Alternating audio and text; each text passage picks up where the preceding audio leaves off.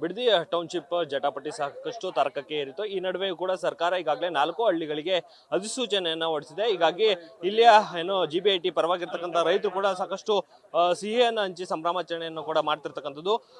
ಈಗ ಸದ್ಯ ನಾವೀಗ GBIT ಪರವಾಗಿರ್ತಕ್ಕಂಥ ರೈತರು ಕೂಡ ಇಲ್ಲಿ ಎಲ್ಲ ಸೇರಿದ್ದಾರೆ. ಅವ್ರನ್ನೂ ಕೂಡ ನೀವು ದೃಶ್ಯಾವಳಿಗಳಲ್ಲಿ ನೋಡ್ತಾ ಇದ್ದೀರಾ. ಸರ್ಕಾರ ಈಗಾಗಲೇ 3 ಹಳ್ಳಿಗಳಿಗೆ ಅಧಿಸೂಚನೆಯನ್ನ ಹೊರಡಿಸಿ ಸದ್ಯ ಅವರಿಗೆ ಹಣವನ್ನು ನೀಡುವಂತ ಕೆಲಸವನ್ನ ಮಾಡಿತ್ತು. ಈಗ ಇವತ್ತು ಕೂಡ ಒಂದು 4 ಹಳ್ಳಿಗಳಿಗೆ ಅಂದ್ರೆ ಹೊಸೂರು, ಬನ್ಗಿರಿ ಸೇರಿದಂತೆ 12 ಹಳ್ಳಿಗಳಿಗೂ ಕೂಡ ಒಂದು ಅಧಿಸೂಚನೆಯನ್ನು ಹೊರಡಿಸಿ ಹಣವನ್ನ ಪಡ್ಕೊಳ್ಳಿಕ್ಕೆ ಈಗಾಗಲೇ ಎಲ್ಲಾ ರೀತಿಯ ಸಿದ್ಧತೆಗಳನ್ನ ಮಾಡ್ತಾ ಇದೆ. ಈಗ ಇಲ್ಲಿರ್ತಕ್ಕಂಥ ರೈತರನ್ನ ನಾನು ಮಾತನಾಡಿಸುವಂತ ಒಂದು ಕೆಲಸವನ್ನ ಮಾಡ್ತೀನಿ. ಸದ್ಯ ಇಲ್ಲಿ ನಮ್ಮ ಜೊತೆ ರೈತರಿದ್ದಾರೆ, ನಾನು ಮಾತಾಡ್ತೀನಿ. ಸರ್, ಇವತ್ತು ಕೂಡ ಒಂದು ಖುಷಿ ಅಂತ ವಿಚಾರ, ಏಕೆಂತಂದ್ರೆ GBIT ಪರವಾಗಿರ್ತಕ್ಕಂಥ ರೈತರಿಗೆ ಒಂದು ಸಿಹಿ ಸುದ್ದಿಯನ್ನ ಸರ್ಕಾರ ನೀಡಿರ್ತಕ್ಕಂಥದ್ದು, ಏನ್ ಹೇಳ್ತೀರಿ ಸರ್? ಇದು ಖುಷಿ ಅಂತ ಅಂದ್ರೆ ಇದು ನಾನು ಅವಾಗಲೇ ಎಲ್ಲ ಬೆಳಗ್ಗೆಯಿಂದ ಹೇಳ್ತಿದ್ದೀನಿ, ಎಣ್ಣೆಯಿಂದನೂ. ಇದು ಯಾರ ವಿರುದ್ಧವಾದ ಹೋರಾಟ ಅಲ್ಲ, ಇದು ನಮ್ಮ ಬದುಕಿನ ವಿರುದ್ಧವಾದ ಹೋರಾಟ. ಈಗ 4 ಗ್ರಾಮಗಳನ್ನು ಮಾಡಿದ್ದಾರೆ, ಇನ್ನು 2 ಗ್ರಾಮ ಬಾಕಿ ಇದೆ, ಬೈರಮಂಗಲ ಮತ್ತು ಕಂಚಗಾರಹಳ್ಳಿ. ಅವೆರಡು ಗ್ರಾಮನೂ ಕೂಡ ಆದಷ್ಟು ಬೇಗ ಆಗಬೇಕು. ನಮ್ಗೆ ಯಾಕೆ ಅಂತಂದರೆ ಇಲ್ಲಿ ಇರ್ತಕ್ಕಂಥ ಎಲ್ಲರೂ ಒಂದೇ, ಎಲ್ಲರೂ ಹೋರಾಟ ಮಾಡಿರ್ತಕ್ಕಂಥ ಪ್ರತಿಫಲ ಅವ್ರಿಗೂ ಸಿಗಬೇಕು. ಅವೆರಡು ಗ್ರಾಮ ಕೂಡ ಆದಷ್ಟು ಬೇಗ ಮಾಡಬೇಕು ಅಂತ ಹೇಳ್ಕೊಂಡು ಈ ಒಂದು ನೋಟಿಫಿಕೇಷನ್ನು ಏನು ನಾವು 20 ವರ್ಷದಿಂದ ಅನುಭವಿಸಿದ್ದೀವೋ ಆ ನೋವು ಇವತ್ತು ನಮ್ಮ ಬದುಕಿನ ವಿರುದ್ಧ ಮಾಡತಕ್ಕಂಥ ಹೋರಾಟ ನಮ್ಗೆ ಇವತ್ತು ಮುಕ್ತಿ ಸಿಕ್ಕಿದೆ. ಈ ಒಂದು ವಿಚಾರದಲ್ಲಿ ನಮಗೆ ರೆಡ್ ಝೋನ್ ತೆಗೆದು ಟೌನ್ಶಿಪ್ ವಿಚಾರದಲ್ಲಿ ನಮಗೆ ನೋಟಿಫಿಕೇಷನ್ ಮಾಡಿದಂಥ ಈ ಮುಖ್ಯಮಂತ್ರಿ DK ಶಿವಕುಮಾರ್ ಸಾಹೇಬರಿಗೆ ಮತ್ತು MP ಅವರಾದಂಥ ಮಾಜಿ MP ಅವರಾದಂಥ ಸುರೇಶ್ ಅವರಿಗೆ, ಬಾಲಕೃಷ್ಣ ಅವರಿಗೆ, ನಮ್ಮ ಶಾಸಕರಾದಂಥ ಬಾಲಣ್ಣ ಅವರಿಗೆ ಮತ್ತು GBD ಅಧಿಕಾರಿಗೆ ತುಂಬ ಹೃದಯದ ಎಲ್ಲ ರೈತರ ಪರವಾಗಿ ಧನ್ಯವಾದ ಅರ್ಪಿಸ್ತೇವೆ. ಇದು ನಾನು ಹೇಳ್ದಂಗೆ ನಮ್ಗೆ ಆಗಿರ್ತಕ್ಕಂಥ ನೋವು 20 ವರ್ಷದಿಂದ ಇಲ್ಲಿ ಯಾರೂ ಸರಿಯಾಗಿ ಇದನ್ನು ಸ್ಟಡಿ ಮಾಡಿಲ್ಲ. ಯಾಕೆ ಇವರು ರೈತರು ಬೇಕು ಅಂತ ಹೋರಾಟ ಮಾಡ್ತಾವ್ರೆ, ಇವ್ರ ಪರಿಸ್ಥಿತಿ ಏನು, ಯಾಕೆ ಹಿಂಗೆ ರೊಚ್ಚಿಗೆದ್ದವ್ರೆ, ಈ ಟೌನ್ಶಿಪ್ ಬೇಕು ಅನ್ನೋದನ್ನು ಯಾರೂ ಅರ್ಥ ಮಾಡ್ಕೊಳ್ಳಿಲ್ಲ. ಇಲ್ಲಿ ಪರಿಸ್ಥಿತಿ ಆ ರೀತಿಯಾಗಿದೆ. ರೆಡ್ ಝೋನ್ ಆದಮೇಲೆ ಇಲ್ಲಿ ರೈತರ ಬದುಕು ಅಧೋಗತಿ ಆಗಿದೆ. ಅವರು ಹೇಳ್ತಾರೆ, ಮಾಜಿ ಮುಖ್ಯಮಂತ್ರಿಗಳು ಇಲ್ಲಿ ಯಾರು ಜಮೀನೇ ಮಾರಾಟ ಮಾಡ್ದಂಗೆ ಮಾಡ್ಬಿಟ್ಟು ಅನುಕೂಲ ಮಾಡ್ಬಿಟ್ಟಿದ್ದೀನಿ ಅಂತ.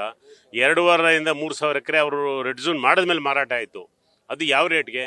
ಕಡಿಮೆ ರೇಟ್ಗೆ. 30 ಲಕ್ಷ, 1.5 ವರ್ಷದಲ್ಲಿ 28 ಲಕ್ಷ ಜಮೀನು ಮಾರವ್ರೆ. ನಿಮ್ಮ ದಾಖಲಾತಿ ಕೊಡ್ತೀನಿ ಬೇಕಾರೆ. ಈ ಥರ ಅಧ್ವಾನ ಆಗಿ ರೈತರು ಯಾರೋ ಮಾರದೇ ಇರೋರ್ಬೋದು ಗೊತ್ತಿಲ್ಲ, ಬಟ್ ಎಲ್ರಿಗೂ ಕಷ್ಟ ಅಂತ ಬಂದೇ ಬರ್ತದೆ. 10 ಕುಂಟೆಯವ್ರಿಗೂ ಕಷ್ಟ ಬರ್ತದೆ, 10 ಎಕರೆ ಇರೋರ್ಗೂ ಕಷ್ಟ ಬರ್ತದೆ. 10 ಎಕರೆ ಇರೋನು 5 ಎಕರೆ ಮಾರಬೇಕಾಯ್ತದೆ, 10 ಕುಂಟೆ ಇರೋನು 5 ಕುಂಟೆ ಮಾರಬೇಕಾಯ್ತದೆ, ಇಲ್ಲಾಂದ್ರೆ ಅದು ಪೂರ್ತಿ ಮಾರಬೇಕಾಯ್ತದೆ. ಯಾಕೆಂದ್ರೆ ಬದುಕಲ್ಲಿ ಮನುಷ್ಯ ಎಲ್ಲದರಲ್ಲೂ ನೆಮ್ಮದಿಯಾಗಿರೋಕ್ಕಲ್ಲ ಈ ವ್ಯವಸಾಯ ಮಾಡಿಕೊಂಡು. ನಾನು ವ್ಯವಸಾಯನ ತಪ್ಪು ಅಂತ ಹೇಳ್ತಿಲ್ಲ, ಇಲ್ಲಿ ಪರಿಸ್ಥಿತಿ ಆ ರೀತಿಯಾಗಿದೆ, ಅವ್ರು ರೆಡ್ ಝೋನ್ ಮಾಡಿರೋ ಪರಿಸ್ಥಿತಿ ಆ ರೀತಿಯಾಗಿದೆ. ಸರ್, ಈಗ ಕುಮಾರಸ್ವಾಮಿ ಅವರು ಕೂಡ ಸಾಕಷ್ಟು ಅಂದ್ರೆ ರೆಡ್ ಝೋನ್ ಅನ್ನ ಮಾಡಿದ್ರು, ಅದಕ್ಕೆ ಈಗ ಮುಕ್ತಿ ಸಿಕ್ಕಿದೆ ಅಂತ ಅನ್ನಿಸ್ತಿದ್ಯಾ ಅಂತ? ಖಂಡಿತ ಮುಕ್ತಿ ಸಿಕ್ಕಿದೆ. ಈಗ 20 ವರ್ಷದ ನಮಗೆ ಏನು ಶಾಪ ಇತ್ತು ಆ ಶಾಪದಿಂದ ವಿಮೋಚನೆ ಆಗಿದೆ. ಇವಾಗ ನಮಗೆ ಈಗ ರೈತರಿಗೆ ಈಗ 9,600 ಎಕರೆನಲ್ಲಿ 7 ರೆವಿನ್ಯೂ ಗ್ರಾಮನ ಈಗಾಗಲೇ ನಮಗೆ ಸಂಪೂರ್ಣವಾಗಿ ಮುಕ್ತಿ ಸಿಕ್ತು. ನಮಗೆ 7 ರೆವಿನ್ಯೂ ಗ್ರಾಮದಲ್ಲಿ ಅಂದರೆ 7ರಿಂದ 7,500 ಎಕರೆ ಆಗಲೇ ಮುಕ್ತಿ ಸಿಕ್ತು. ಬೈರಮಂಗಲ ಮತ್ತು ಕಂಚಗಾರಹಳ್ಳಿ ಗ್ರಾಮಗಳು ಸಣ್ಣ ಪುಟ್ಟದೇನೋ ಟೆಕ್ನಿಕಲ್ ಆಗಿ ಒಂದು ಸ್ವಲ್ಪ ಪ್ರಾಬ್ಲಮ್ಗಳಿದ್ದರೆ ಅದನ್ನು ನಾಳೆ ಅಥವಾ ನಾಡಿದ್ರಲ್ಲಿ ಅದು ಕೂಡ ಅಧಿಸೂಚನೆ ಹೊಡೆಸ್ತವ್ರೆ 6-1. ಹಾಗಾಗಿ ನಮಗೆ ತುಂಬ ಖುಷಿ ಆಗ್ತಿದೆ. ಈಗ ನಮ್ದು ಆಲ್ಮೋಸ್ಟ್ 90% ರಿಸಲ್ಟ್ ಬಂದಂಗೆ ಆಯಿತು. ಆಮೇಲೆ ಇವನ್ನ ಒಪ್ಕೊಂಡಿರೋರು ಕೂಡ 90+ ಇದೀವಿ. ಅವಾಗ ಯಾವುದೇ ಥರದ ತೊಂದರೆ ಇಲ್ಲ. ಸರ್ಕಾರ ಇದೆಲ್ಲ ಅಂಕಿಅಂಶಗಳು ನೋಡ್ದೇನೆ ಏನು ಮಾಡಿಲ್ಲ, ಅಧಿಸೂಚನೆ ಹೊಡಿಸಿಲ್ಲ.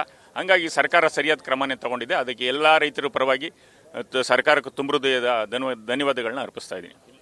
ಸರ್, ಈಗ 5,000ಕ್ಕೂ ಹೆಚ್ಚು ಎಕರೆ ಈ ಒಂದು 4 ಹಳ್ಳಿಗಳಲ್ಲಿ ಇದೆ ಅಂತ ಹೇಳ್ತಿದ್ರೆ, ಏನು ಹೇಳ್ತೀರಿ ಈ ಒಂದು ಸಂತಸ ಕ್ಷಣಕ್ಕೆ? ಬೈರಮಂಗಲದ್ದು ನಮಗೆ ಜಲ್ದಿ ಮಾಡಿಕೊಡ್ಬೇಕು ದಯವಿಟ್ಟು. ನಾವೇ ಹೊಸೂರಿನವರು ಯಾವತ್ತೂ ಅವ್ರು ಚಿನ್ನದವರು. ಅನ್ಯಾಯ ಆಗಿರೋದು ನಮ್ಮ ಗ್ರಾಮಕ್ಕೆ. ನಾವು ವ್ಯವಸಾಯ ಮಾಡೋಕ್ಕಾಯ್ತಾ ಇಲ್ಲ ನಾತದ ನೀರಿನಲ್ಲಿ.